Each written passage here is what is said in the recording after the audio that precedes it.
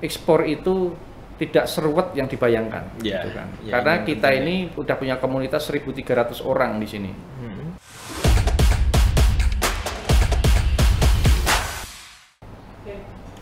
Ya, assalamualaikum warahmatullahi wabarakatuh. Salam. Ya, dan tentunya selamat datang di Podcast 55. Senang sekali saya Jabal Rahmat kembali menyapa para pecinta Podcast 55 dimanapun kalian berada. Dan seperti biasa tentunya, sesuai dengan konsep kita di Podcast 55 bahwa tentunya di Podcast 55 ini kita lebih mengutamakan inspirasi dan edukasi. Dan tentunya tidak salah begitu ya, kita mengundang narasumber atau bahkan kita yang langsung berkunjung ke tempat narasumber untuk menggali potensi-potensi inspirasi yang begitu yang bisa dibagikan ke semua orang di semua kalangan, tapi lebih diutamakan ke anak muda. Karena seperti yang kita ketahui bersama bahwa anak muda adalah salah satu aset bangsa yang paling berharga, dan tentunya kalau misalnya potensi yang dimiliki, bakat yang dimiliki, dan tentunya minat yang dimiliki itu tidak diasah, tidak dikembangkan, saya rasa tidak ada gunanya juga. Makanya tentunya kita selalu berusaha untuk memberikan dan membagikan inspirasi dengan mendatangkan narasumber-narasumber yang tentunya bukan orang sembarangan. Dan pada episode hari ini kita sudah berada di satu tempat yang bisa dikatakan merupakan suatu sentral, tentunya sentral di mana perbatasan itu dijaga oleh beliau. Bukan beliau sih, tetapi jajaran-jajaran beliau juga seperti itu, karena tanpa adanya lembaga ini, tanpa adanya institusi ini, saya rasa daerah-daerah di seluruh Indonesia itu tidak akan aman gitu ya. Dan mungkin langsung saja saya perkenalkan narasumber podcast kita pada siang hari ini. Di sini sudah ada Bapak Dr. Andi Pramono selaku Kepala Kantor Bea Cukai Makassar. Bagaimana kabarnya Pak Andi?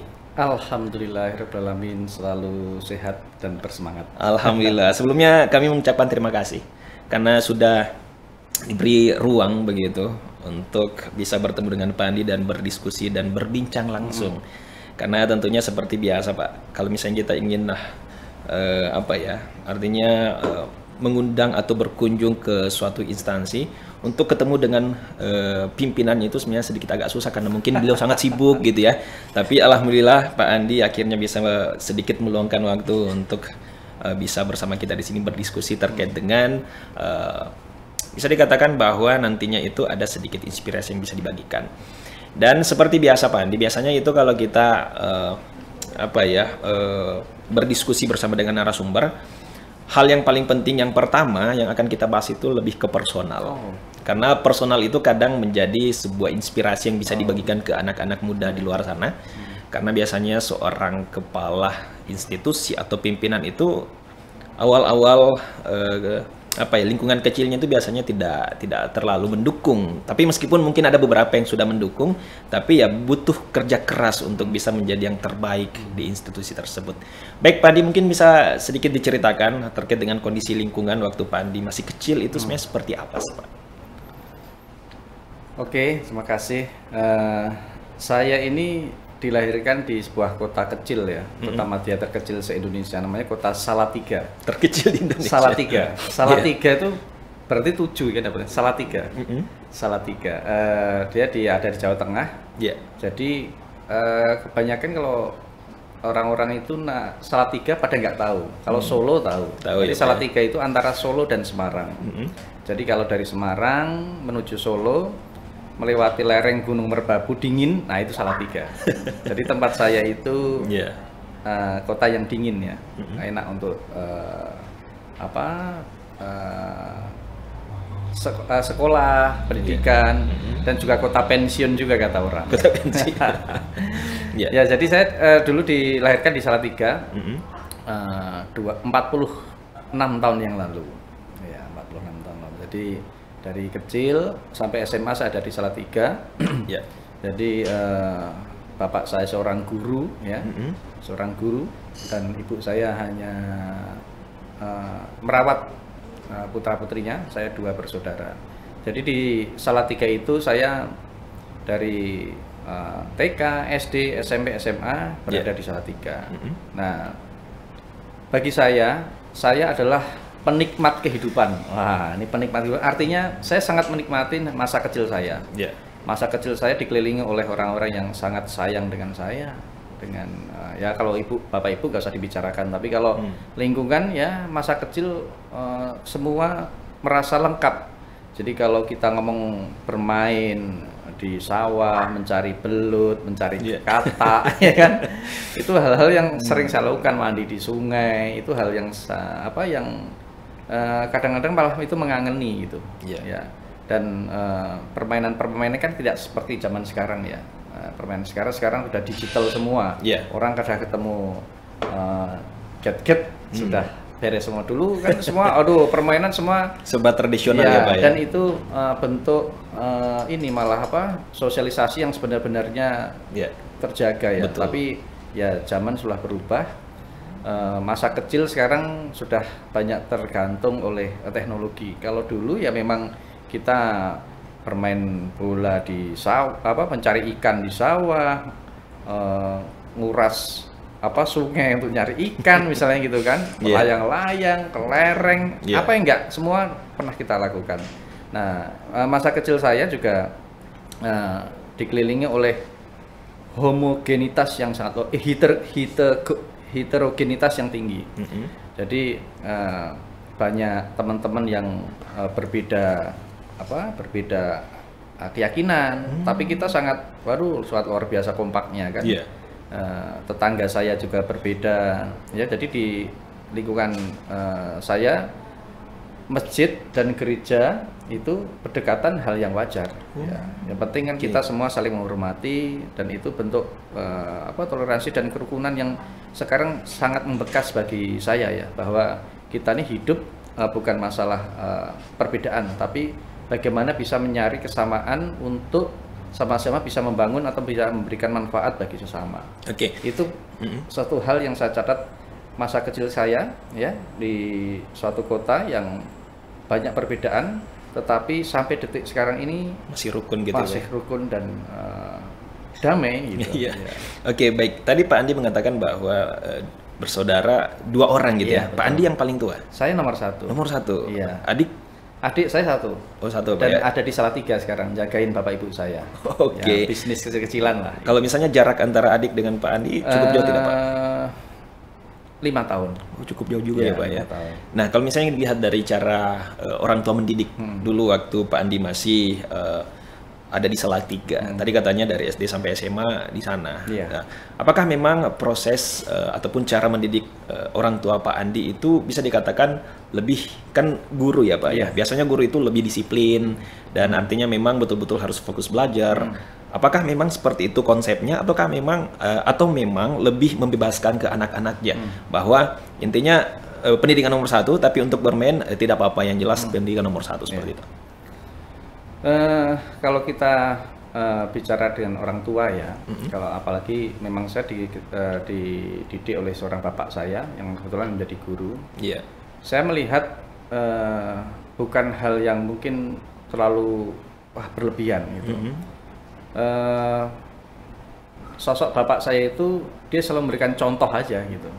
Jadi saya banyak hal yang saya contoh dari bapak saya. Jadi ketika bapak saya itu memberikan perintah apa misalnya, atau mendidik saya bagaimana, saya tuh ngeliat bapak saya, bapak saya memang orangnya begitu gitu. Jadi kalau misalnya bangun pagi, bapak saya selalu bangun pagi ya, ke masjid misalnya, udah sekarang ke masjid. Atau misalnya suruh belajar, bapak saya juga selalu memberi contoh kalau misalnya dia baru entah koreksi ujian murid-muridnya ada waktu-waktunya yang memberikan contoh kepada saya sehingga kita terinspirasi, bapak saya memberikan contoh seperti ini, jadi kita terbawa untuk itu gitu. Kalau disiplin enggak juga, saya juga dulu masa kecil juga nakal juga. Nakal ya kan, suka berkelahi ya kan, hal yang wajar ya dulu betul. Kecil. Dulu di kampung tuh ada yang punya kebun luas namanya Pak Cari, kebun dukunya banyak, kita juga sering ngambilin gitu ya, tapi ya kita masih kecil ya, namanya anak kecil juga ya Pak ya, pokoknya seru lah masa kecil yang sangat luar biasa. Dulu waktu masih menempuh pendidikan di Salatiga Pak, itu pernah tidak sih diajar sama orang tua? Diajar tuh maksudnya? Bapak menjadi guru, misalnya guru kelas atau guru mata pelajaran gitu? Tidak, bapak saya itu mengajar di 2 tempat ya. Jadi bapak saya pertama itu menjadi guru di namanya STM Kristen. Bapak saya orang Muslim, tapi dia mengajar di STM Kristen dan juga mengajar di STM Muhammadiyah. Dua yang berbeda ya Pak ya? Dua sekolah yang berbeda gitu. Dua berbeda. Tapi sekarang sudah sudah kurang tugas ya. Dan sekarang sama teman-teman gengnya ada membuat sekolahan sendiri yang dipimpin oleh bapak saya dan teman-temannya sampai saat ini. Oke, berarti memang orang tua Pak Andi memang suka di pendidikan ya? Suka di pendidikan. Sudah pensiun sekarang bangun lagi sekolah gitu ya. Oke, kalau misalnya itu tadi peran dari Bapak, Pak Andi. Kalau misalnya peran Ibu Pak dalam mendidik Pak Andi dan juga adiknya sebenarnya peran itu seperti apa sih? Ibu saya benar-benar ibu seorang ibu rumah tangga ya. Saya kan sempat tanya ibu dulu sekolahnya apa. Ibu juga dulu nggak lulus SMP, ya lulus SMP. Jadi benar-benar menjaga rumah, merawat kita benar-benar ya sampai Z lah. Dan saya sangat dekat sama ibu saya. Ya sampai SMP pun saya masih tidur dengan ibu saya dan itu inspirasi kepada semuanya ya, bahwa kasih sayang itu ya memang tanpa batas dari seorang ibu. Betul. Dan apapun ya kita sebagai anak ya ya hanya bisa berbakti ya dan memberikan mendoakan ya. Dan alhamdulillah bapak ibu saya sampai sekarang masih sial walafiat di Salatiga, masih segar bugar ya, masih beraktivitas ya. Yang paling ya biasa sebagai orang tua ya, apalagi ibu saya paling kangen sama anaknya. Kita sekarang kan teknologi sudah luar biasa kan, kita nggak harus selalu ketemu, bisa video call kapan saja, bisa telepon kapan saja, dan juga cucu-cucunya ya, kangen cucu-cucunya. Jadi ya, itu bagi saya ibu ya perannya utama, karena sebagai madrasah gitu ya. Apapun kita susahnya, sakitnya, kurang ajar kita ya ibu selalu ya kita selalu kembali ke pelukannya itu. Ya itulah istilahnya, kita apapun senakal-nakal anak, segimananya jauh kemana-mana ya kembalinya tetap ke pelukan ke ibu gitu. Oke, berarti memang peran orang tua sangat luar biasa Pak ya. Dan tentunya doa-doa beliaulah sehingga Pak Andi sekarang bisa menjadi seperti sekarang gitu. Dan satu lagi ya, kita di lingkungan yang sederhana ya, sangat sederhana. Artinya bukan di kota Salatiga ya Pak ya? Di Salatiga kotanya kecil sekali, jadi mau di pinggir pun ya kota Salatiga, di tengah pun ya kota Salatiga, kecil sekali kotanya. Kecil ya. Betul. Oke, baik. Tadi dari SD, SMP, SMA di Salatiga, dan setelah itu baru daftar ke? Saya lulus SMA, terus baru mendaftar di dulu STAN ya, Sekolah Tinggi Akuntansi Negara. Oke, ini menarik Pak. Kenapa pilih STAN? Artinya kenapa tidak kuliah di universitas negeri misalnya gitu? Ya, saya dulu mendaftar juga ada 2 tempat, satu di UI, satu di STAN gitu. Terus pilihan pertama kan, kalau di universitas ada pilihan pertama dan kedua. Saya pilihan pertama tidak masuk, tapi pilihan kedua dapat di UI itu Pak. Terus yang kedua di STAN, pilihan pendaftaran kedua di STAN ya. Dan banyak pertimbangan ya. Waktu itu kan siapa yang tidak pengen sekolah gratis, lulus dapat kerja langsung ya kan? Waduh ya. Dan itu menjadi alasan atau pilihan saya, akhirnya saya memilih STAN untuk tempat saya kuliah. Oke, ada peran orang tua tidak Pak untuk memberikan saran bahwa kayaknya kamu bagusnya di sini nih? Tidak, bapak saya cuma gini, manfaatkan kesempatan yang diberikan Tuhan itu yang mungkin tidak pernah 2 kali diberikan. Jadi ketika bisa sekolah itu udah luar biasa gitu. Bapak saya dulu juga hanya lulusan STM juga waktu itu gitu. Terus sambung jadi sarjana elektro gitu kan. Tapi waktu itu ya hanya menyarankan saya, kamu sekolah yang baik dan setinggi-tingginya sebisa kamu gitu. Terus waktu diterima pun ya bapak saya baru tahu kalau saya ngambilnya jurusan Bea Cukai. Oh gitu ya? Iya, jadi sebelumnya memang bapak saya menyerahkan semua ke anaknya. Gitu. Artinya membebaskan gitu ya Pak ya? Betul.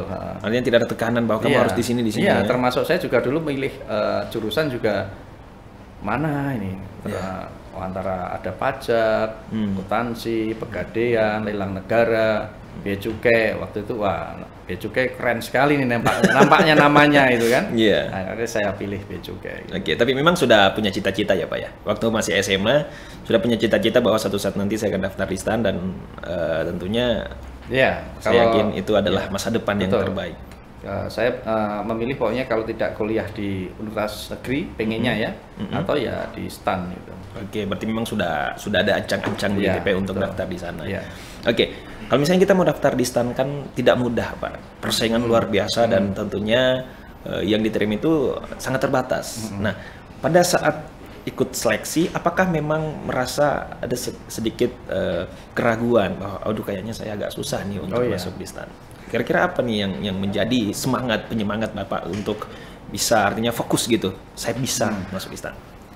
Mungkin kita memang di waktu SMA, kebetulan saya dulu sekolah unggulan ya di Salatiga ya, namanya SMA 1 Salatiga itu. Banyak teman-teman yang sudah kakak kelas ya, kakak kelas yang sudah banyak diterima gitu kan. Ada yang di ITB, di Akabri, di UI, di UGM. Biasanya kan selalu berkunjung kan, informasi-informasi di situ. Betul. Jadi kita udah punya komunitas kan, buat teman siapa yang pengen daftar sana, belajarnya bareng gitu. Terus belajar soal-soal lama, ya bermodal begitu aja. Kita intinya semua soal itu kan yang buat juga manusia kan. Betul. Artinya pola-polanya saya pikir juga hampir sama dari tahun ke tahun gitu. Jadi kita belajar soal-soal 10 tahun sebelumnya sampai dengan hari itu gitu kan, kita ulangin, kita kupas, kita belajar, dan itu kita lakukan secara kontinu bersama teman-teman dalam satu tim yang pengen masuk di STAN gitu kan. Dan kita hampir berapa persen hampir masuk semua teman-teman kita. Secara tidak sadar ini sebenarnya kita sudah bagi tips dan trik loh Pak.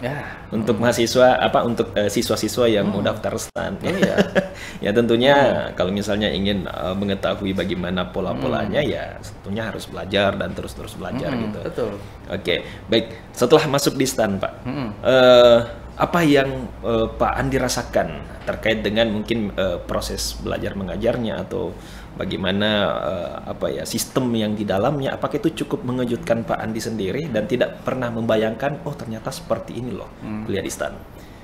Jadi bagi saya ya, baik SMA maupun kuliah, terutama kuliah itu hal yang penting menurut saya.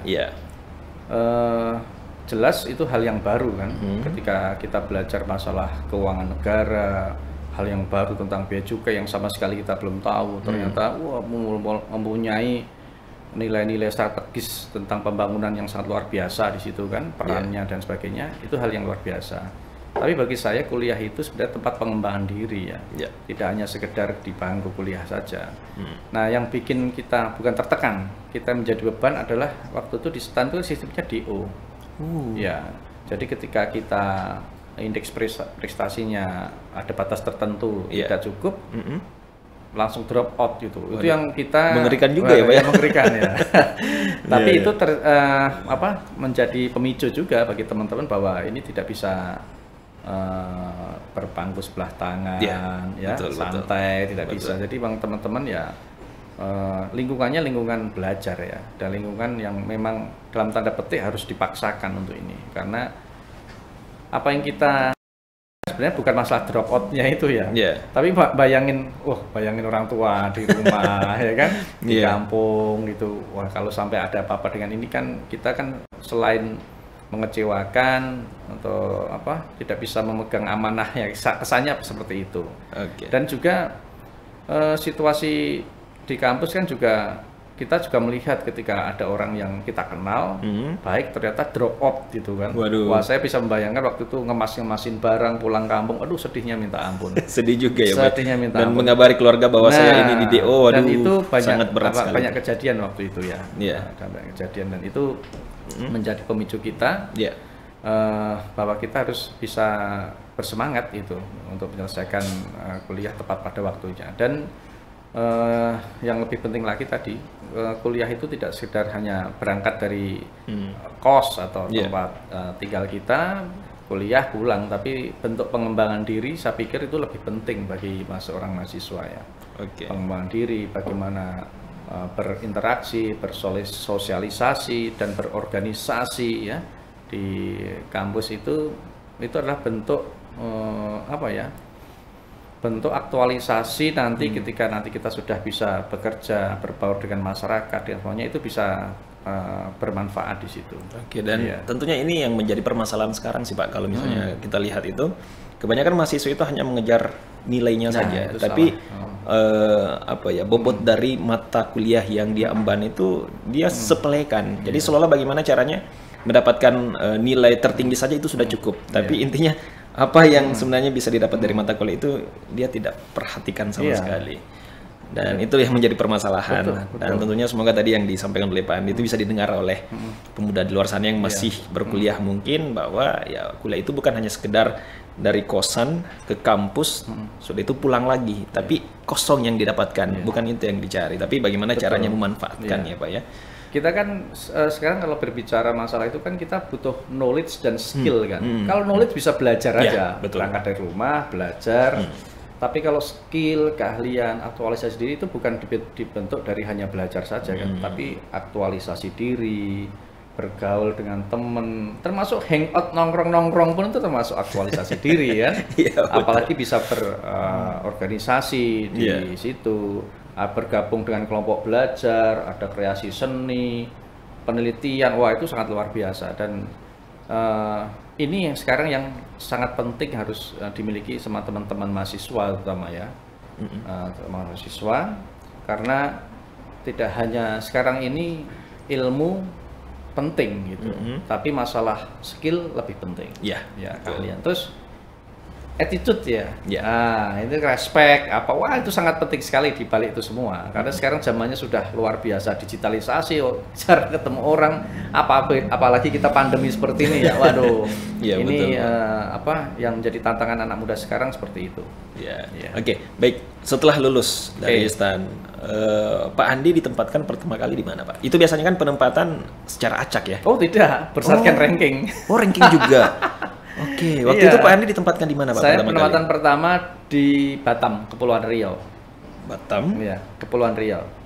Kalau misalnya dilihat dari domisili ke tempat penempatan, apakah memang itu merasa bahwa kayaknya jauh sekali ini? Kita karena dulu waktu kuliah sudah taken di atas materai, bersedia ditempatkan seluruh wilayah negara kesatuan Republik Indonesia. Jadi dimanapun ya Pak? Dimanapun berada. Kita masuk kuliah sudah dibuat kontrak seperti itu. Pada teman-teman, boleh ditanyakan pada teman-teman yang lulusan STAN ya. Semua wajib mengisi itu. Jadi ketika kita ditempatkan sudah nggak ada kata selain maju tak gentar gitu. Intinya mental dari Sabang sampai Merauke. Biak, Sorong, Malili, Sintete, Tembilahan, Pangkalan Susu. Mas mungkin jarang dengar nama tempat-tempat itu. Ada beberapa tapi ada kantor bea cukai di situ. Tadi ada beberapa tempat yang Pak Andi sebutkan, saya tidak tahu loh Pak sebelumnya. Kalau itu ada. Intinya sudah siap mental ya Pak ya. Pak Andi, keluarga, intinya siap mental ditempatkan dimanapun. Tapi pada saat ada penempatan Batam, apa yang Pak Andi rasakan gitu? Apakah tantangan baru ini? Jadi ada cerita lucu nih. Karena ibu saya kan di kampung ya. Jadi ketika saya kan diumumkan kita berbaris gitu. Ada 150 lah angkatan saya. Rank 1 sini, rank 2 sini. Saya rank yang tengah gitu. Saya rank 50 lah kalau nggak salah dulu. Saya Andi Pramono, Batam, kantor inspeksi dulu, waktu kantor inspeksi bea cukai Batam dulu tahun 97 itu.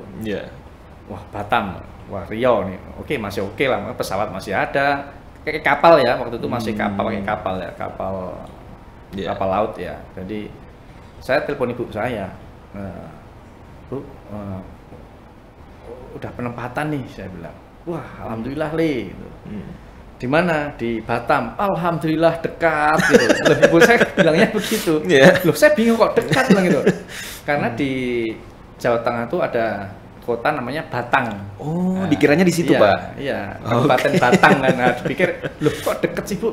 Ini Batam loh. kan deket bilang gitu. Ini Batam tuh mau deket Singapura sana. Ibu saya waduh banget kok jauh sekali gitu. Iya. Tapi ya sudah ibu saya juga nggak apa-apa, masih di Indonesia aja jadinya. Tapi intinya sudah bahagia sesaat gitu Pak. Oh iya betul. Ya. Meskipun tempatnya kan banyak teman-teman saya yang lebih banyak yang di remote area ya. Remote area itu betul-betul di perbatasan yang menjangkaunya ke sana perlu berapa kali perjalanan darat, laut, udara ya kan. Ya. Butuh jalan kaki juga biasanya Pak ya. Karena mungkin akses untuk kendaraan masih agak kurang gitu. Oke, berarti penempatan pertama di Batam. Dan kalau misalnya kita lihat ya Pak ya, Batam itu adalah salah satu tempat di mana mungkin bentuk pengawasannya cukup ini diperketat gitu ya, karena kalau misalnya saya dengar ada barang-barang dari selundupan dari Batam dan lain sebagainya. Nah itu tentunya tantangan tersendiri untuk Pak Andi sebagai artinya penempatan pertama di sana itu sebenarnya bagaimana sih rasanya? Batam itu khas ya karakteristik, karena waktu saya datang ke sana itu Batam itu bentuknya sebagai bonded zone ya, kawasan berikat Pulau Batam yang dikelola oleh Badan Otorita Pulau Batam dulu zamannya Pak Habibie. Jadi pembangunan Batam itu di tahun 80-an dikelola oleh Badan Otorita Batam sebagai pemegang mutlak pembangunan di Batam. Dan barang-barang semua masuk ke Batam bebas dulu waktu itu. Betul. Hanya di Batam saja. Tapi keluar Batam harus bayar bea, sama saja. Jadi pengawasan kita di Batam malah keluar dari Batam. Kalau masuk dari Batam asal ada izin di Batam masih bebas. Itu sampai sekarang, Pak? Sampai sekarang. Sampai sekarang. Karena kalau sekarang malah sudah kawasan bebas Batam malah sekarang sudah bukan bonded lagi, kawasan bebas Batam. Jadi Batam itu sampai sekarang punya karakteristik khusus ya yang diberikan pemerintah kepada Pulau Batam. Kalau saya pengalaman di sana malah banyakkan bukan pengalaman di darat gitu. Saya banyak bertugas malah dulu di laut sebagai tim patroli laut. Ya, dari perbatasan gitu ya Pak ya? Iya, di perbatasan dari ABK kapal, jadi sampai dengan nahkoda, jadi komandan patroli laut pernah saya alamin semua. Berarti Pak Andi yang sering nangkap begitu ya? Ya, dulu ceritanya begitu ya. Jadi dan lucunya itu saya sampai sekarang masih lebih hafal laut daripada darat. Sampai sekarang Pak? Ya, karena kalau dihitung itu penugasan saya ya. Penugasan saya itu kan sekarang udah hampir 97,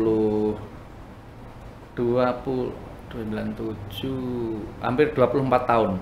Ya. Ya. 12 tahun saya itu hidup di laut.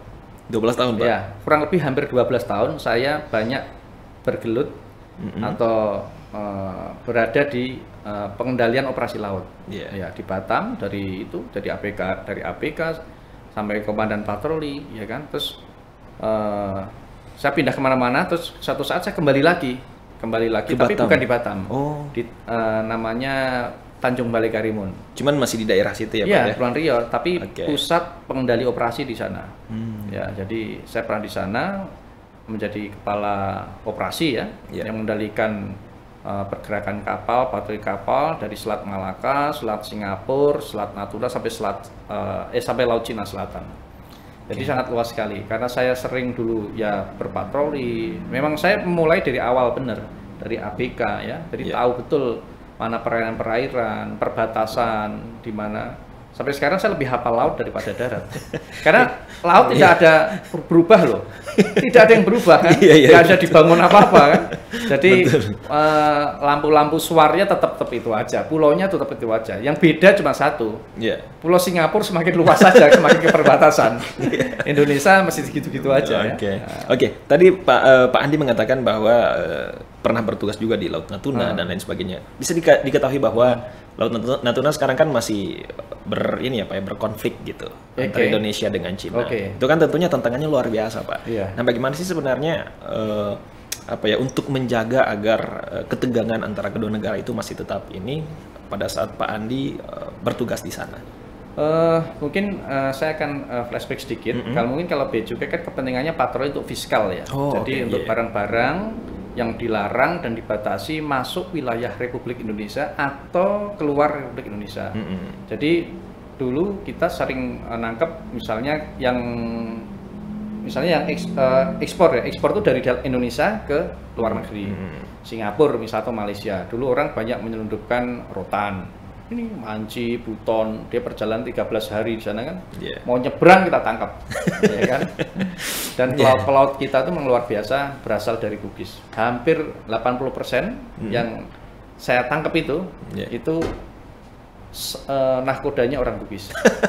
Dan tapi kita Bugis itu pelaut yang ulung. Betul ya Pak ya. Ya, dari Wanci, Buton, Bau-Bau itu bawa rotan perjalanan 14 hari loh. Dari sana sampai Singapura.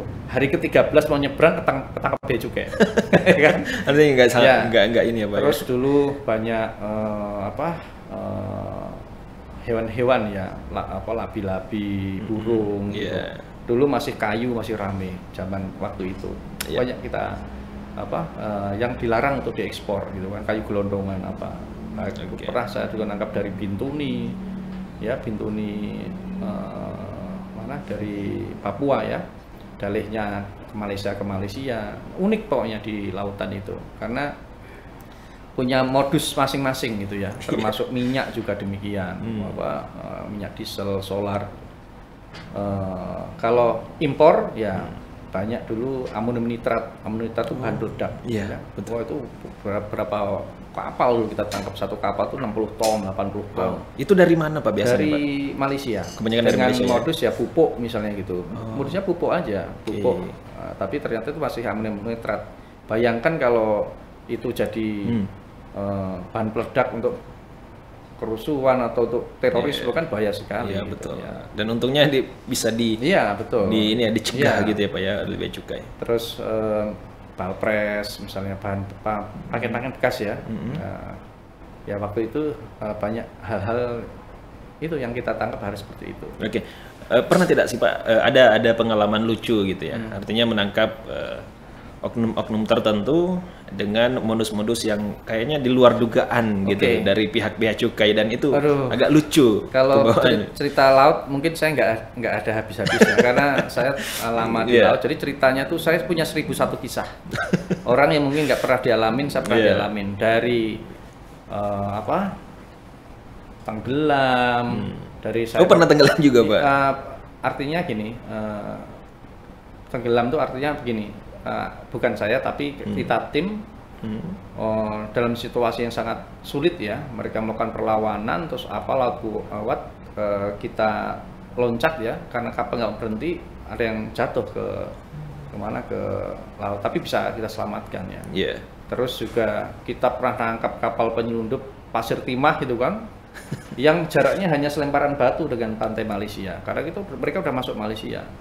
Kita loncat di kapalnya udah Malaysia. Iya, orang Indonesia ini kan bawa pasir timah kan ke Singapura, Malaysia. Kita ke kapalnya kok nggak ada orangnya gitu. Orangnya itu nggak ada, tapi kapal masih jalan pelan-pelan gitu. Orang itu udah loncat pakai bawa aqua galon, menyelamatkan diri, lari ke daratan, dan kapalnya itu ditenggelamkan sama dia. Kapal pasir timahnya untuk menghilangkan barang bukti. Iya, dan itu pernah saya alamin seperti itu. Jadi kita bingung nih, mau ngapain nih? Wah, untung KKM saya orangnya cepat bergerak, langsung cari mana yang dibocorin. Ada namanya, kalau orang laut itu, orang kapal menyebutkan mata ikan ya. Mata ikan itu ada sumpalan yang untuk dicabut.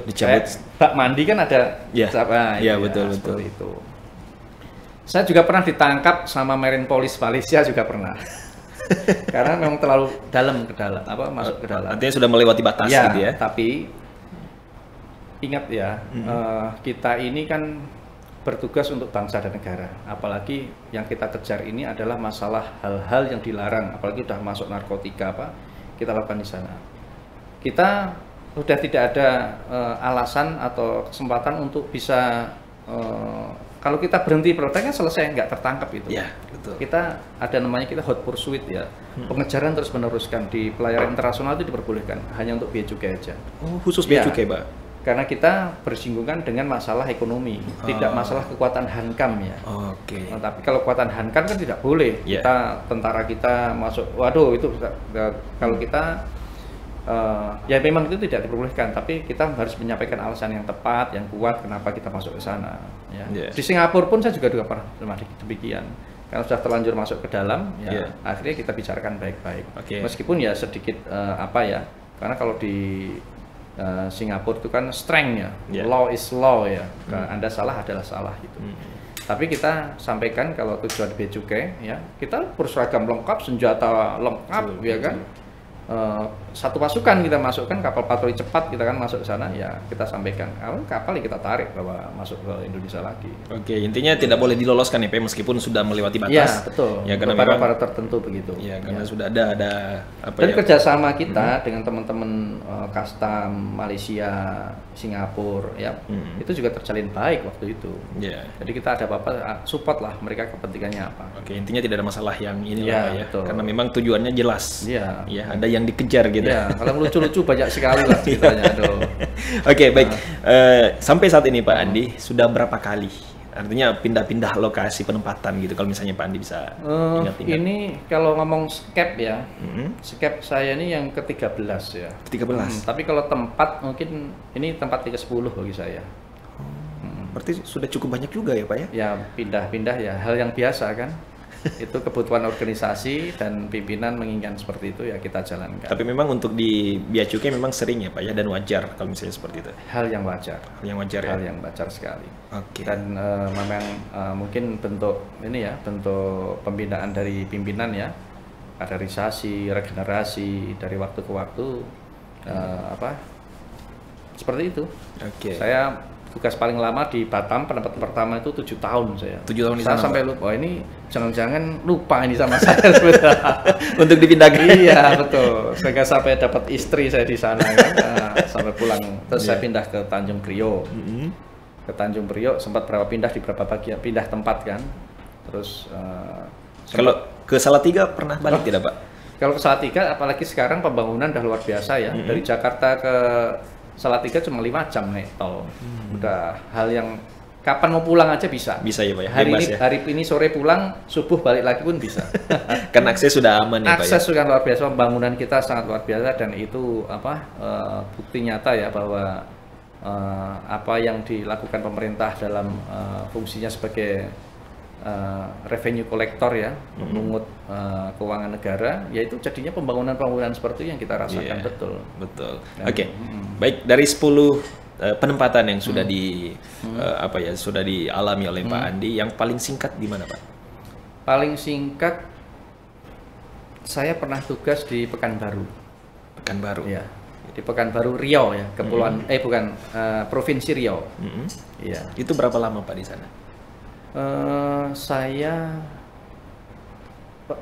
pertama tugas di Riau itu menjadi kepala seksi penyidikan. 5 bulan pindah. 5 bulan. Tapi masih di tempat yang sama. Tapi saya pindah jadi kepala seksi intelijen. Oh, pindah jabatan gitu Pak ya? Oke. Jadi saya dilantik 2 minggu kemudian, 2 minggu saya udah pindah lagi. Iya, pindahnya ke Tanjung Balai Karimun. Jadi itu yang singkat menurut saya. Jadi cuma 2 minggu setelah dilantik. Iya, betul. Pindah dengan jabatan yang sama. Jabatannya saya jadi kepala seksi operasi di Tanjung Balai Karimun. Oke. Jadi ya kita nikmatin aja. Berarti bisa dikatakan bahwa karir Pak Andi mulai dari awal sampai sekarang memang mulus-mulus ya Pak ya. Artinya tidak ada kendala berarti begitu untuk soal karir Pak Andi sendiri. Bagi saya ya, kalau karir kan sudah sudah ada aturannya ya, maksudnya berjenjang. Asal saya pikir kalau tiket ya, kalau kita mau masuk ke suatu tempat yang berbayar atau harus ada syaratnya punya tiket, harus punya tiket kan. Tiketnya kan kita harus punya kan, pangkatnya cukup, pendidikannya cukup, yaitu semua insan di bea cukai kan punya hak untuk itu semua. Nah, tapi kalau sudah ngomong nanti masalah promosi, masalah apa, itu haknya pimpinan kan. Apakah kita mau dipromosikan atau tidak, itu pimpinan menilai. Nah, tapi kan mungkin akan menengok perjalanan jam terbangnya, betul. Bagaimana prestasinya gitu Pak ya. Betul sekali. Dan itu merupakan salah satu pertimbangan juga betul. Untuk dipromosikan ke jabatan tertentu. Iya, betul. Oke, baik. Sekarang ini Pak Andi menjabat sebagai Kepala Bea Cukai Makassar, Kota Makassar. Pertama kali datang ke bagian Indonesia Timur.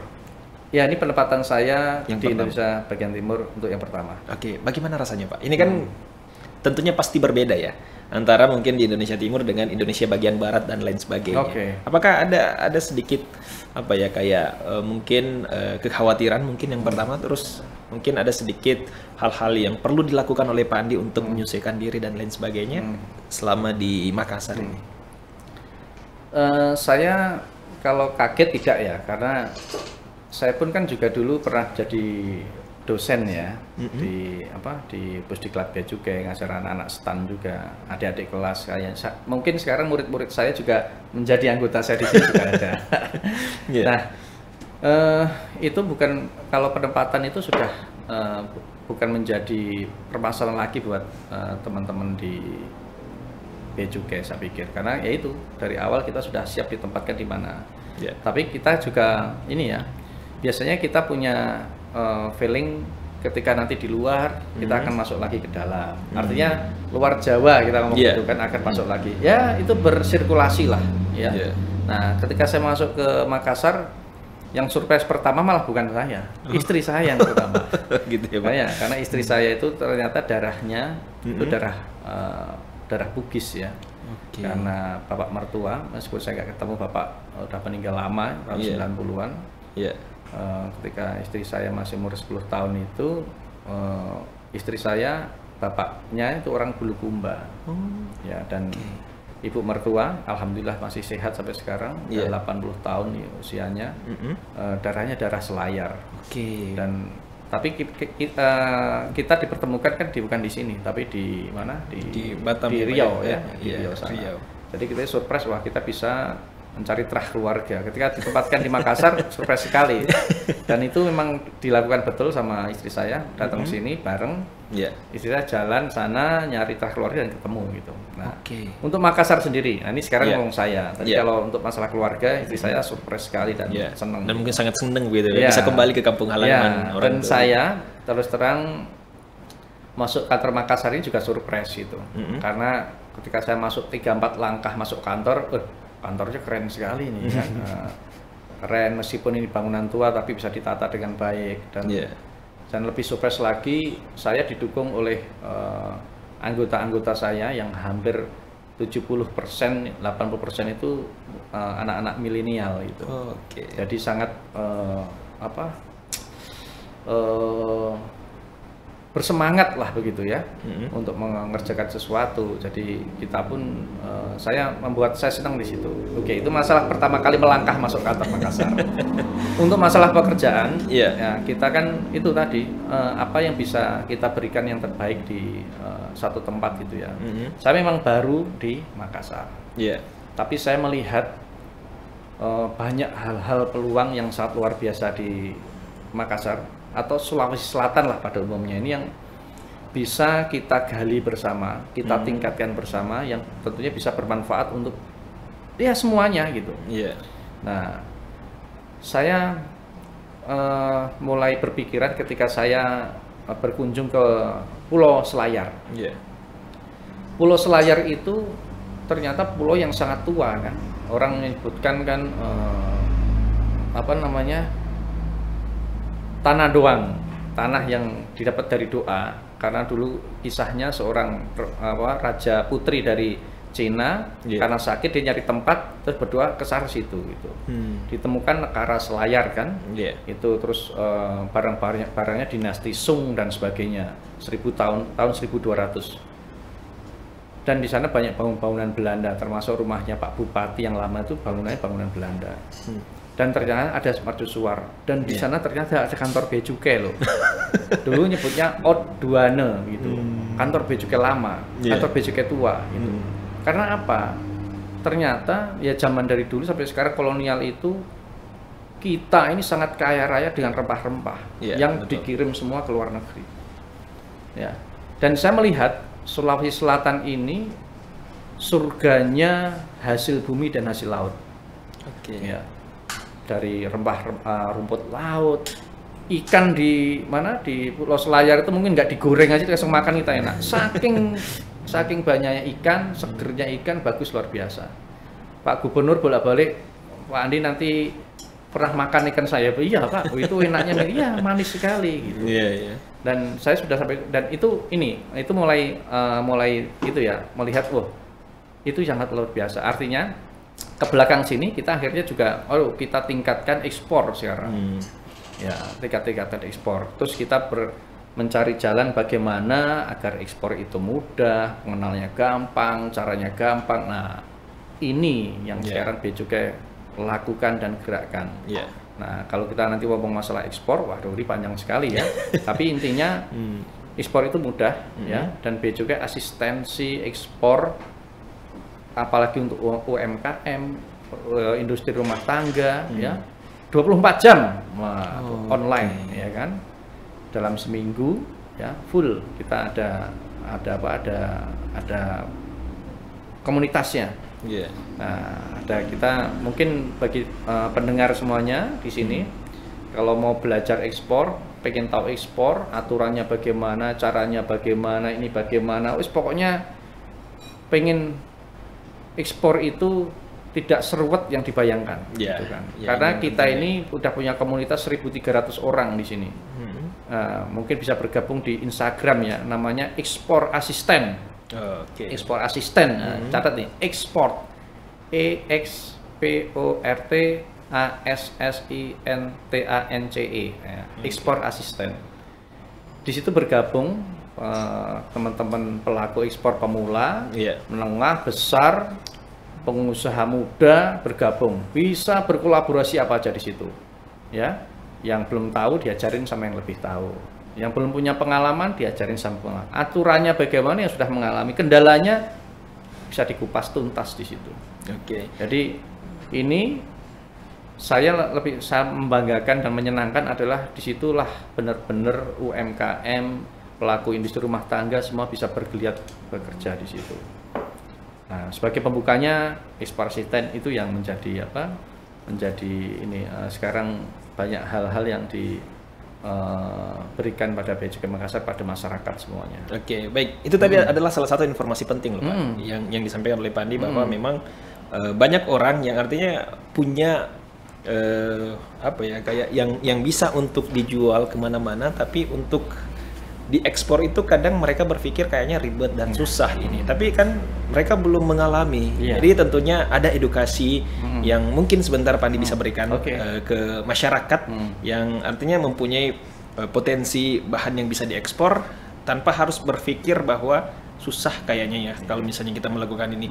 Karena kalau misalnya kita lihat mungkin pendapatan bisa dikatakan dari para petani dan lain sebagainya itu bisa lebih meningkat kalau misalnya diekspor keluar. Itu yang pertama Pak. Terus yang kedua, mungkin sebentar juga bisa sedikit digambarkan terkait dengan program unggulan yang dimiliki oleh Bea Cukai Kota Makassar untuk kedepannya agar bisa setidaknya memberikan manfaat atau ruang buat para pelaku usaha dan yang lain yang artinya bisa meningkatkan setidaknya kesejahteraan lah gitu ya, karena seperti yang kita ketahui bersama pandemi ini cukup meresahkan, bahkan sangat meresahkan, ada beberapa orang-orang yang dirugikan. Satu lagi Mas, Mas ngomong pandemi ini saya jadi ingat ya.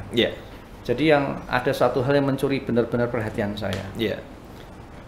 Ketika kita mengalami pandemi yang sedemikian membuat kita semua banyak kehilangan nyawa, pekerjaan, kesulitan ekonomi. Tapi apa Mas untuk Sulawesi Selatan dan Makassar? Mencuri perhatiannya, ekspor itu meningkat itu. Kalau kita ngomong data ya, untuk Makassar aja nih, untuk Pelabuhan Makassar ya. Tahun 2020 itu devisa ekspornya itu kurang lebih 540 juta US dollar.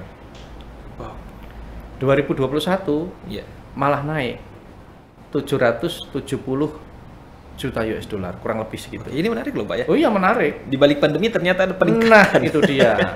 Ternyata kita melihat teman-teman tuh punya semangat yang sangat luar biasa untuk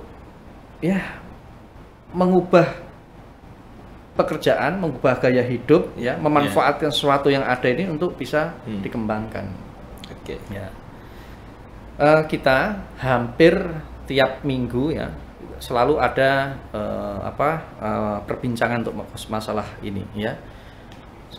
orang Mas jangan salah ya, kalau coklat Belgia, Swiss itu lebih hebat, Mete, jangan salah, berasal dari sini semua. Dari sini semua, bahan bakunya ya Pak ya? Iya, gitu. Iya betul. Iya, dari sini semua.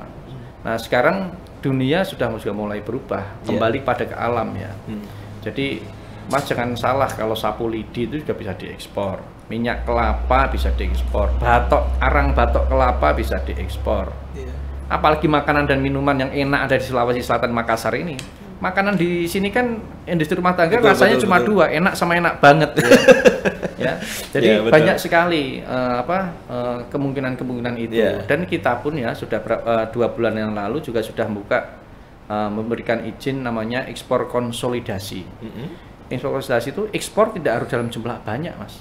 Tidak harus 1 kontainer baru diekspor. Jadi kalau misalnya kita ada industri rumah tangga, ya pelaku-pelaku KM punya barang yang punya kualitas untuk diekspor, cuma 100 kilo, 500 kilo, bisa digabung-gabungkan jadi satu ekspor konsolidator. Oke, ini penting loh Pak ya, karena banyak orang berpikiran ekspor itu harus 1 kontainer, enggak. Betul. Satu lagi nih, ada yang lebih pas lagi. Kita sekarang ada rumah ekspor, Mas. Oke. Rumah ekspor, wah nama aja rumah ekspor. Jadi rumah itu digagas ya, kita menggagas rumah ekspor ya, tapi bertempat dikelola oleh perbankan. Sekarang sudah ada 2 tempat rumah ekspor. Ini akan timbul lagi banyak hal ya, tempat di lain tempat. Yang pertama rumah ekspor di Bank Mandiri. Nah, Mas kalau di rumah ekspor di Mandiri, jalan apa itu? Kartini. Nah, di Kota Makassar ada rumah ekspor. Nah, masuk di bawah tuh, tempatnya bagus, tuh hangout enak, tuh nongkrong enak. Di situ bisa ngomong apa aja masalah ekspor. Bebas ya. Bebas. Berbagi pengalaman. Iya, saya punya kacang mete goreng, gimana cara ekspor? Gimana cara saya pengen gini-gini punya ini? Oke, kita ajarin caranya. Gimana cara cari pembeli? Oke, kita cari ajar. Izinnya apa? Oke, kalau makanan itu simple. Sebenarnya kan usaha sekarang kan Pak Presiden ya, Pak Jokowi dan Kementerian Investasi ya, Pak Bahlil ini ya, sudah membuat kita ini sebenarnya mudah. Izin semua udah dipangkas semua. Asal punya NIB, nomor induk berusaha ya. Online dapat udah bisa melakukan kegiatan. Oke, artinya tidak perlu ribet lagi ya Pak ya. Nah, cuma nanti kalau khusus makanan kan harus ada izinnya. Betul. Dan juga nggak ribet-ribet sekarang. Jadi ada cukup kalau UKM, IRT itu mempunyai izin industri perusahaan rumah tangga. Ya, jadi di dinas perdagangan di Kota Madya atau di kabupaten atau di mana di provinsi sudah ada semua. Tinggal itu. Kalau mau ekspor, ayo kita ajarin. Soal pembiayaan ada tempatnya juga. Ya. Dan ini peluang bagi yang muda-muda, apalagi teman-teman mahasiswa yang masih punya semangat ya, tidak hanya kerja di bangku kuliah, tapi melihat peluangnya. Betul. Dan itu saya ini mencuri perhatian bahwa ekspor itu meningkat. Oke, berarti mungkin gara-gara ini adanya kemudahan yang diberikan sehingga ekspor ya. Nah, betul. Meskipun pandemi itu tetap meningkat gitu Pak ya. Nanti juga minta tolong kepada semuanya ya.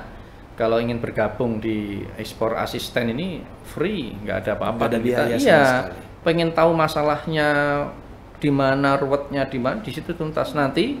Kan sudah banyak yang sukses juga di sini. Berbagi pengalaman. Berbagi pengalaman. Sekarang kan kalau kita hanya ngomong teori, tidak ada orang yang pernah melakukan, itu percuma saja. Betul. Nah, di situ pembiayaan sudah disiapkan dari perbankan. Itu yang di rumah ekspor di Bank Mandiri. Yang kedua di BNI, namanya Ekspora. Ekspora sama. Malah di sana banyak dipajang-pajang produk-produk UKM, tenun, telur ikan terbang misalnya, terus keripik, paru, pokoknya itulah, mete goreng, lengkap sekali. Jadi apa yang bisa dikerjakan. Nah, dan tentunya kalau ekspor nilainya kan lebih bagus lagi. Betul. Pasti lebih tinggi ya Pak ya. Kalau misalnya cuma dijual di pasaran gitu. Jadi teman-teman bisa bergabung di Ekspor Asisten di Instagram. Itu salah satu program unggulan kita untuk sama-sama ya memberikan kontribusi ya untuk ekspor yang harus kita galakkan dan kita galakkan. Dan itu bebas biaya, online mau nanya apa aja di situ dipersilahkan. Udah hampir 1.300 kita sekarang anggotanya dan siapapun boleh.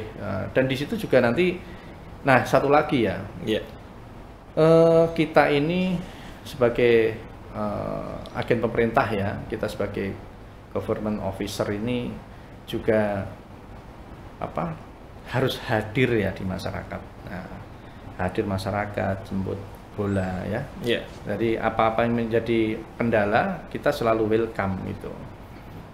Kantor Bea Cukai ini Mas tadi bilang kalau kantor Bea Cukai ini selalu buka 24 jam. 24 jam ya Pak? Iya, 24 jam untuk konsultasi, apalagi itu untuk ekspor ya, permasalahan-permasalahan apa aja bisa. Nah, jadi kemarin banyak orang datang mau ekspor kerang darah, ya kan? Terus arang, terus kemarin ada gula dari aren, itu sapu lidi dari banyak ada orang Korea datang kemari pengen gini, dia yang memastikan bagaimana Bea Cukai ya pasti kita akan support 100%. Dia hanya cukup omongan gitu aja jalan. Intinya jangan takut dulu ya Pak. Intinya jalankan saja dulu. Nanti kalau ada kendala pasti ada. Dan satu lagi yang membuat saya senang lagi ini adalah sinergitas Mas ya. Jadi sinergi itu membuat kita kuat.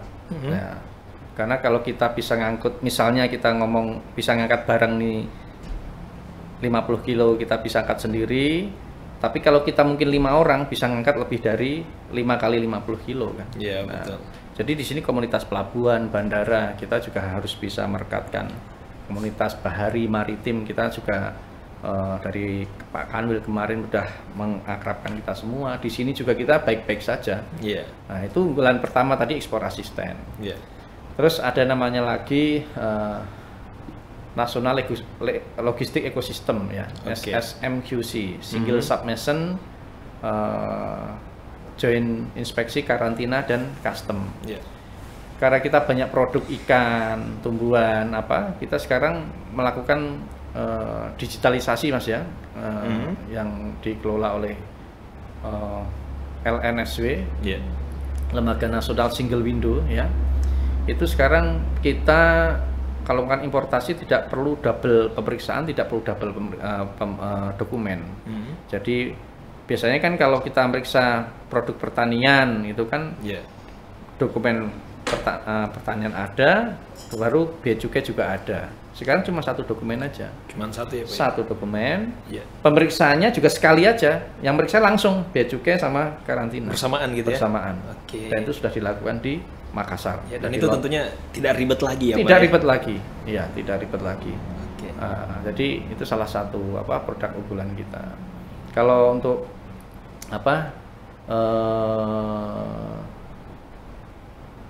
ya intinya begini, kita ini sekarang zaman sudah berubah. Jadi kalau pelayanan sekarang sudah harus online ya, harus online, harus kita juga melayani dengan baik, ya kan, memberikan mereka bertanya harus kita jawab, intinya begitu.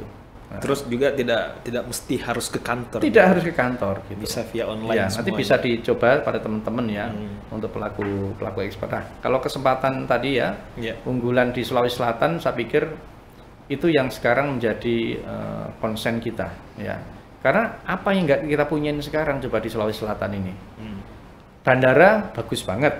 Nah, dan perlu saya info, baru beberapa bulan yang lalu kita sudah, meskipun penerbangan penumpang masih tutup dari luar negeri ke kita, masuk sini atau sebaliknya, tapi direct flight ya dari sini untuk ekspor, untuk kargo udah tetap kita jalan. Buka. Iya, udah mau ke Hong Kong, mau ke Singapura, udah ada semua. Berarti sudah tidak ada batasan lagi sudah, ya Pak, untuk terus yang itu. Pelabuhan kita juga udah bagus. Apalagi nanti kalau Makassar Newport sudah jadi, wah itu luar biasa itu Makassar Newport. Bagus intinya banget. Potensinya besar luar gitu biasa, iya. Jadi kita sama-sama udah kita milikin semua, ya kan. Sekarang juga komunikasi dengan digital sudah ada gitu. Tinggal ya sentuhan-sentuhan anak-anak muda nih semua memang ya. Intinya semangat edukasi ke masyarakat Pak, bahwa ekspor itu tidak menakutkan dan tidak ribet. Ini mungkin bisa. Ya. Gitu ya. Jadi kalau kita punya tagline ekspor itu mudah. Ekspor itu mudah. Ekspor itu mudah. Oke. Kalau ada yang ruwet, kita cari ruwetnya di mana. Pasti selesai. Oke. Ya, kalau nggak selesai, kita ngomong sama Pak Presiden nanti kan. Nah. Untuk lebih dipermudah gitu ya. Iya betul. Tapi ya, alhamdulillah Mas, semua di sini. Iya. Kecuali kalau mungkin izin yang sudah gini, tergantung buyer ya. Buyernya itu meminta apa di sana, ya kita bisa berikan gitu. Apapun bisa lah gitu. Yeah. Intinya tidak ada yang sulit lah ya, tidak ada yang berat permintaan buyer gitu ya. Sampai kemarin jalan-jalan sampai di Bulukumba. Yeah. Ada tempat namanya apa? Panritalopi. Oh, iya. Tempat pembuatan kapal pinisi paling besar Indonesia itu kan. Saya tanya, banyak orang berbule-bule udah pada pesan di sana karena heritage sekali itu. Yeah. Itu kita harus dorong supaya nanti kalau berangkat untuk ekspor tidak susah gitu. Yeah. Yang penting negara asalnya mau menerima kan begitu gitu. Kadang-kadang kan kalau kita masalah kayunya bagaimana riwayatnya begini, penerima oke ya bisa ekspor gitu. Oke. Baik, terima kasih banyak Pak Andi. Dan mungkin terakhir Pak sebelum kita akhiri perbincangan kita, harapan ke depannya. Ini khusus untuk ada dua harapan. Ada dua harapan yang mungkin saya bisa minta ke Pak Andi. Yang pertama itu terkait dengan untuk anak muda ke depan seperti apa, dan yang kedua itu harapan untuk di bea cukai ke depannya khusus di Makassar itu seperti apa Pak? Pesan saya pada generasi muda, sebenarnya anak muda itu anak yang insan yang sangat paling punya poin titik penting di sini ya. Kalau anak-anak muda ini masih kuliah atau masih sekolah SMA lah ya, kalau udah dianggap dewasa di situ, inilah tempat pengembangan diri. Sekolah jangan hanya berangkat dari rumah, kuliah balik. Nanti ceritanya tidak ada. Jadi harus ada pengembangan diri, bergaul. Saya bilang tadi terus nongkrong, hangout sama teman-temannya itu termasuk pengembangan diri, gitu. Bersosialisasi, apalagi berorganisasi ya, berkarya apalagi. Nah, jadi kalau anak muda itu menjanjikan masa depan ya. Anak muda itu tidak punya masa lalu masalahnya. Jadi kalau ngomong anak muda, mau ngapain, mau ngelamar kerja, mau ngapain, mau bekerja gini, mau bergabung, apa yang Anda tawarkan buat saya? Saya tidak menawarkan masa lalu, tapi kalau ingin sukses ya bergabung dengan saya, karena saya punya banyak masa depan. Itu pesan saya buat anak muda. Luar biasa. Ya, anak muda harus seperti itu. Ya, harus semangat ya Pak ya, artinya memanfaatkan produktif usianya gitu. Betul, sangat. Sekarang yang kita dari generasi itu berbeda ya. Kalau generasi dulu itu kita bicara masalah sosialisasi, ketemu fisik sekarang sudah zaman digitalisasi, ya kan? Apalagi ada pandemi, waduh nggak pernah bersosialisasi ya. Itu menjadikan respect, attitude itu agak sedikit berkurang. Betul. Dan anak muda ini yang paling penting adalah respect itu ya, sama mengembangkan diri. Karena respect itu kan bisa menangkap segala kesempatan dalam kesempitan. Ini optimis ya. Kalau orang pesimis kan mencari kesulitan dalam setiap kesempatan. Tapi orang optimis kan selalu mencari kesempatan meskipun di situasi yang sulit. Nah, itu anak muda harus begitu. Baik. Untuk Bea Cukai Makassar, Pak. Ya. Untuk Bea Cukai Makassar tentunya kita kan selain ada 4 tugas Bea Cukai ya. Yang pertama revenue collector ya, kita memungut penerimaan negara. Community protector, kita melindungi pemasukan barang-barang yang dilarang dan dibatasi yang mengganggu komunitas masyarakat ya. Terus trade facilitator, kita memfasilitasi banyak industri ya. Apalagi bahwa industri-industri itu untuk kebutuhan untuk ekspor ya, kepentingan nasional. Banyak hal kita berikan fasilitas kepada industri-industri yang banyak menyerap tenaga kerja ya. Kemudian kemudahan impor untuk tujuan ekspor, kawasan berikat banyak sekali. Ya, terus industrial assistant yang terakhir. Kalau kita nyebut RCTI. Revenue collector, community protector, trade facilitator, dan industrial assistant. Jadi kita juga selalu mengasistensi permasalahan-permasalahan ekspor dan impor seperti ini. Nah, untuk yang harapan saya tentunya di Sulawesi Selatan ini bisa lebih maju geliat ekspornya, ya. Karena melihat apa yang tidak kita miliki di sini, gitu loh, ya kan? Dari zaman company, dari zaman kolonial pun ini Sulawesi ini sudah menjadi primadona, gitu. Pusatnya rempah-rempah sampai saat ini. Hasil laut sudah tidak kurang-kurangnya. Ikan dan kawan-kawannya, rumput laut dan kawan-kawannya, hasil bumi dan kawan-kawannya sangat luar biasa. Apa yang tidak kita miliki seperti ini, ya kan? Jadi ini menjadi peluang untuk teman-teman di UMKM, industri rumah tangga untuk bisa bergeliat di situasi seperti ini. Dan kita tentunya juga merasa terpanggil, ya.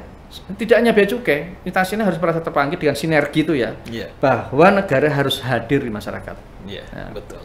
Supaya kita bisa memberikan edukasi, asistensi dengan cara yang baik, ya.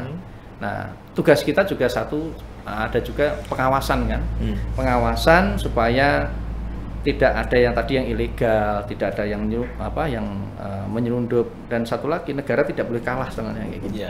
Harus dengan pelaku-pelaku yang ilegal ya, yang merusak persaingan kita nggak boleh kalah sama orang-orang. Dan itu tugasnya negara. Harus diperangi ya, harus diperangi. Dan bea cukai akan selalu berusaha mengasistensi ya, mengedukasi bersama teman-teman UKM, koperasi, CV, apa hal kecil ya yang bisa meningkatkan taraf hidup orang banyak, bisa banyak melakukan penyerapan tenaga kerja yang banyak untuk pembangunan Sulawesi Selatan dan Makassar tentunya khususnya lebih baik lagi. Itu keinginan Bea Cukai Makassar dalam hal pembangunan di Sulawesi Selatan. Baik, terima kasih banyak Pak Andi Pramono sudah berbagi bersama kita, dan tentunya tadi ada banyak inspirasi yang bisa kita dapatkan, mulai dari pengalaman hidup Pak Andi sendiri dari awal meniti karir sampai sekarang penempatan di Kota Makassar, dan tentunya tadi ada beberapa program menarik menurut saya terkait dengan yang disampaikan oleh Pak Andi bahwa ekspor itu tidak ribet ya. Jadi kayak mindset masyarakat di luar sana itu harus diubah bahwa ekspor itu yang pertama tidak perlu harus bertonton disiapkan, terus tidak perlu beberapa tahap yang harus dilalui karena sekarang sudah dimudahkan semuanya. Apalagi tadi ada yang disampaikan bahwa sudah punya komunitas gitu untuk berbagi pengalaman, terus meminta masukan bagaimana cara mengekspor yang bagus dan bagaimana cara mencari buyer mungkin dan lain sebagainya. Jadi mungkin untuk para masyarakat yang artinya dari dulu mempunyai keinginan tapi takut karena mungkin adanya bayangan-bayangan seperti itu tadi, kesulitan dan lain sebagainya, saya rasa itu harus dihilangkan begitu Pak ya. Karena seperti yang kita ketahui bersama bahwa sekarang itu pemerintah sudah lebih memudahkan, dan komoditasnya apapun ya. Tadi ya kata Pak Andi ada sapu lidi juga, ada di bidang-bidang pertanian, bahkan porang juga ya Pak ya. Salah satu apalagi porang. Salah satu hasil pertanian yang sekarang menjadi kekuatan besar dari Indonesia. Porang, talas luar biasa. Betul, dan itu sebenarnya harus dimaksimalkan supaya pendapatan para petani bisa lebih meningkat, karena saya yakin kalau misalnya dijual keluar itu pasti lebih tinggi dibanding dijual di pasaran gitu Pak ya. Oke, baik, terima kasih banyak Pak Andi sekali lagi atas waktunya, dan untuk pecinta podcast 55 itulah tadi perbincangan singkat saya bersama dengan Pak Andi Pramono selaku Kepala Bea Cukai Kota Makassar, dan tentunya semoga apa yang tadi kami diskusikan itu dapat bermanfaat untuk kalian semua. Akhir kata saya Jabal Rahmat dan juga Pak Andi Pramono pamit undur diri. Terima kasih banyak. Assalamualaikum warahmatullahi wabarakatuh. Waalaikumsalam warahmatullahi wabarakatuh. Terima kasih banyak Pak. Salam sehat selalu buat kita semua. Amin.